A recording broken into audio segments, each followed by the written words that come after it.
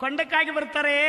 ಅಕ್ಕ ತಂಗಿಯರ ಜೊತೆಗೂಡಿ ಬೀರೇಶ್ವರನ ಜೊತೆಯಲ್ಲಿ ಬರ್ತಾ ಆ ಕೊಂಡದ ಬಳಿಗೆ ಬಂದು ಹೊರಡ್ತಾಳಂತೆ. ತಂಗಿ, ಇನ್ನು ಮುಂದೆ ತೆರಳು ನೀನು ಎಂಬುದಾಗಿ ಹೇಳಿದಾಗ ಆ ಮಹತಾಯಿ ಹಿಂಬದಿಯಲ್ಲಿ ನಿಂತು ನೋಡ್ತಾಳೆ.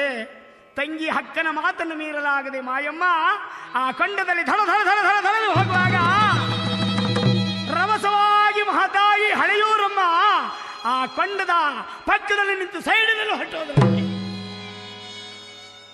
ಆ ಮುಂದಕ್ಕೆ ಬಂದ ತಂಗಿಯನ್ನ ಸತ್ಕರಿಸುತ್ತಾ ಆನಂದವಶರಾಗಿ ತನ್ನ ತಂಗಿಯನ್ನು ಕರೆದುಕೊಂಡು ಮೂಡನ ದಿಕ್ಕಿನಲ್ಲಿರುವ